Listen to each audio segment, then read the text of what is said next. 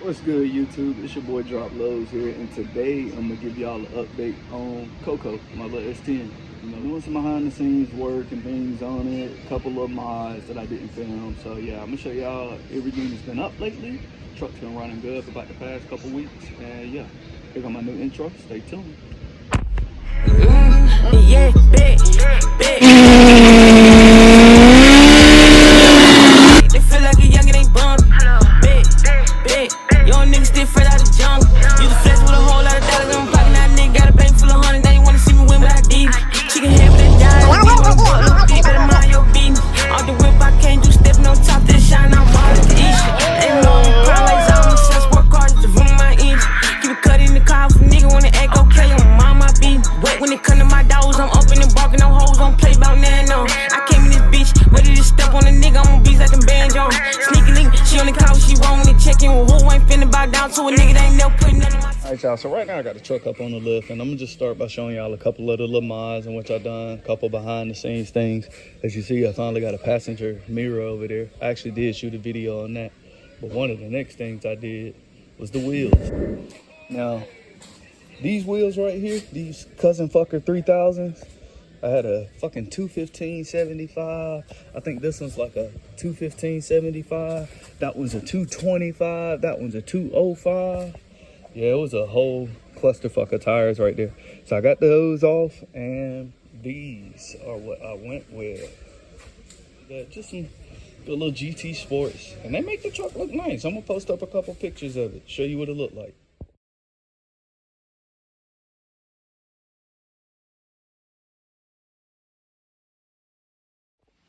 So yeah, then with the new wheels, I did have to use an adapter set and a spacer set in order to make them fit. So I'm gonna show y'all what that looked like, sort of through the wheel, but I'm gonna show you what it looked like so you understand how I had to get them on.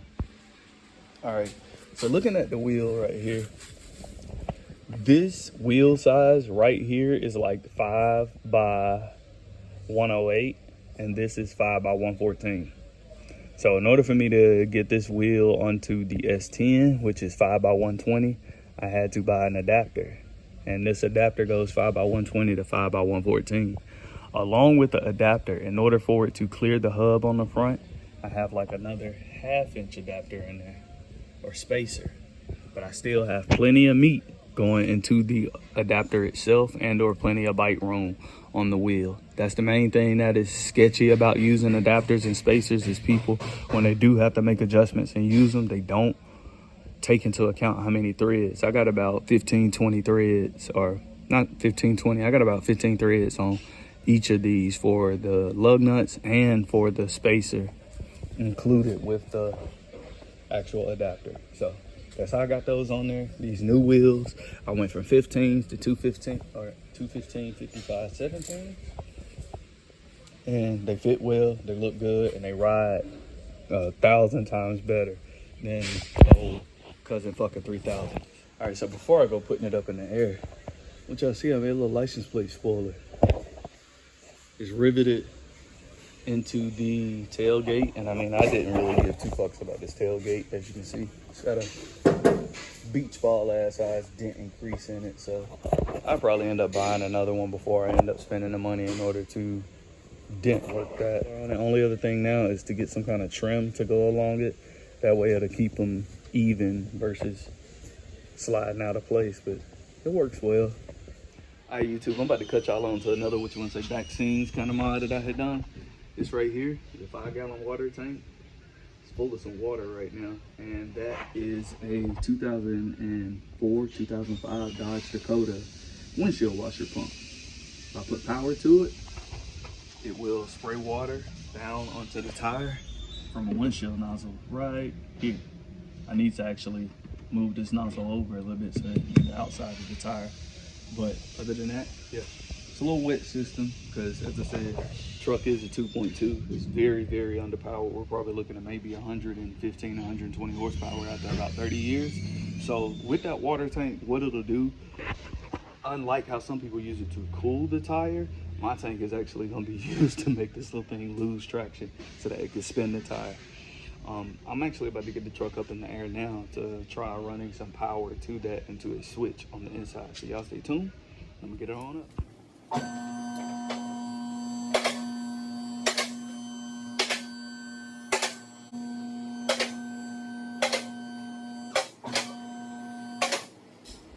Actually, why I got it up in the air before we go any further, I got a little hacky shit exhaust up here, man. And it honestly sounds decent. I need to, of course, mount it properly, but this is off of a 2026 Tahoe. It is the resonator, and oh my gosh, now that I'm looking at it under the truck, it looks like shit. All right, all this extra bullshit here, I got that looking a little better. I had a super long hose clamp, so wrapped it around the frame and just holding the exhaust steady. I still got one more band up there, but yeah, I do need to get that exhaust welded in. That way it'll sound even better, because it sounds very fucking awesome right now. But anyway, so y'all can hear the exhaust a little bit. It's an inside view of the cab. You see, no check engine light or anything. Let's get on around this corner. Hold on, hold on. Real smooth, and it's not raspy as hell either.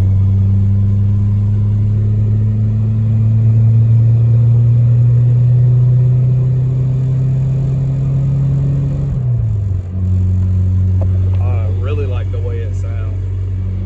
Now, I've had a few different exhaust systems and stuff like that in the past where I've bought exhausts and I've cut them on and put them on, but that little resonator, it's just a resonator from a 2026 Suburban. It sounds amazing. Suburban, Tahoe, same damn thing. Whatever they use for that resonator, for it to be 100% straight pipe before that resonator, like header, no cat at all, the cat's gutted, that exhaust sounds amazing. And even right now when we talking to y'all, like I can talk to y'all while driving down the highway, and I'm not yelling over the exhaust. So I'm gonna cut it on back to the video. I'll finish the install on the water tank. But yeah, I just wanted to show y'all a little something, let you hear what the exhaust sounds like. All right, YouTube. So I know that in the corner of the bed right here, I don't know if I'm able to show it, but right there in the corner, I got a hole drill, and that's where the actual hose right there is coming. It runs down, splits right there above the frame. I need to clip these zip ties, go and clean that up. Splits on the frame, and then goes over tire to tire. Can't really show it on this side, but yeah, it goes tire to tire. Comes out here. That nozzle has to be taller than where your pump actually sits. So that nozzle is sitting about a foot taller than the pump, which is over here in the corner of the bed. And yeah, sprays down on the tire. So now what I got to do is run a power wire up to the pump and then run it down into the cab. That way I'm able to turn the pump on in the cab through a flip switch. All right, so before I get too far, here we go. Cut a little slit back here in the back side of the bed.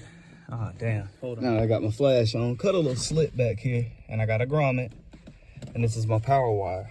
It was off of some fog lights, so it is like 10, 12 gauge power wire. It'll work good. It's actually overkill for a low washer pump. But yeah, I gotta run it through the back. I'm gonna chase it out through here and run it down under this corner, back over into the pump. And now, unless I really told you, you wouldn't even know it's a wire running all the way through that. I got it coming out up here where I'll run it over to the dashboard and to the switch, which I'm gonna try and put my little switch belt right there.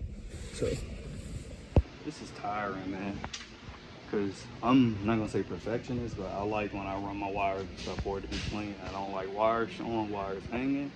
And yeah, making sure I run it all the way through the dash, behind it and everything, all the way over to the switch. All right, YouTube, my little soldering is some trash, and as you can see, I forgot my heat shrink, so I'm gonna end up electrical taping this. But now that I got that there, I can just put the connector back on the pump piece down there. I'm going to try and test the wire right there and make sure that that wire is still working. I ain't burning it up. I need to cut any portions out of this wire. As long as that wire running, I can keep on running on over to the dash. And once I run it on over to the dash, I can get my switch put in. So I'll cut y'all back on when I get a little further. All right, YouTube, it looks a fucking mess in here.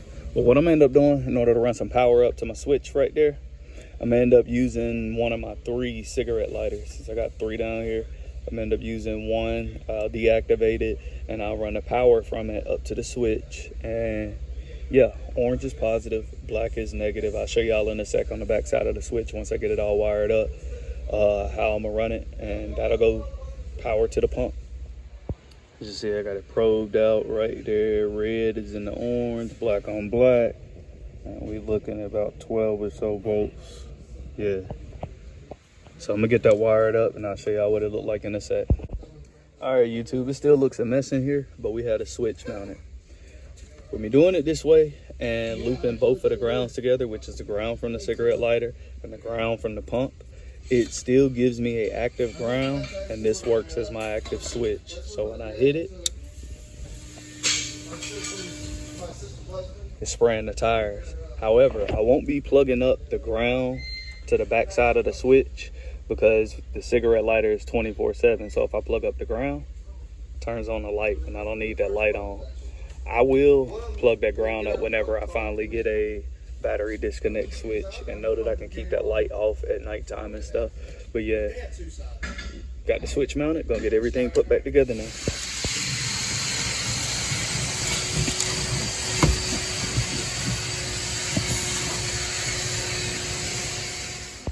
All right, YouTube, got the tank filled up, got the inside cleaned back out finally, button mounted.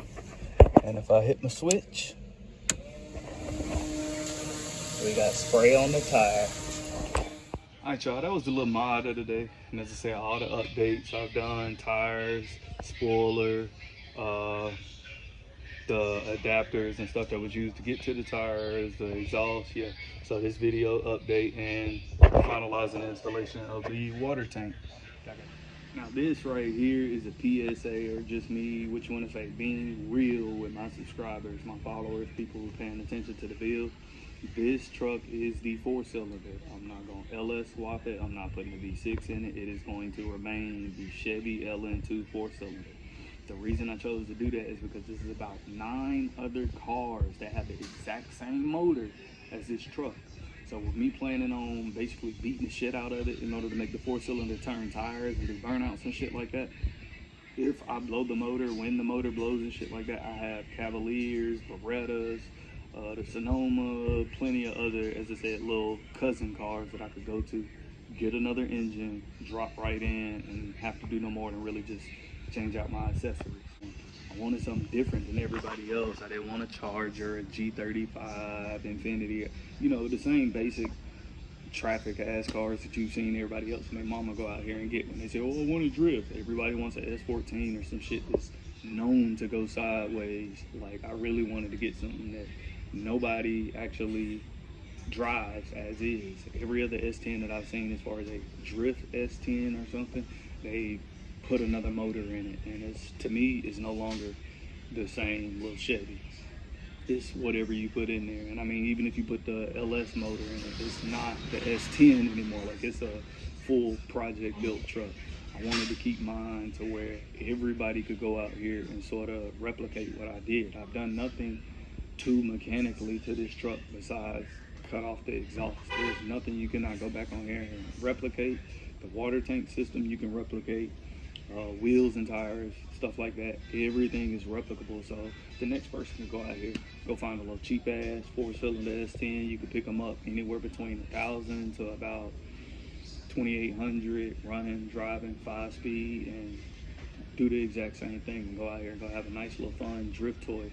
And at the same time, it's still a little reliable daily driver because I don't have too much done to the build. I didn't go tuning the motor crazy and putting certain aspects in it to where if something was to happen and I got to put in another motor, I have to do tons to that motor. Like, no, it is a bolt and go. Everything is replaceable, fixable, bone. Literally, I'm trying to keep it as bone stock as possible mechanically. If I do that, anybody else who watches these videos can go out here and go do the exact same thing. So that's enough of my talking, enough of my rant. You know, just gave you a little info on the S10. And I appreciate y'all for watching the videos. See you in the next one. As I said, I don't know directly what it's going to be, but we're going to have a little video for it. And I'm gonna try and get a better upload schedule, maybe like once or twice a week. And yeah, see y'all in the next video, man.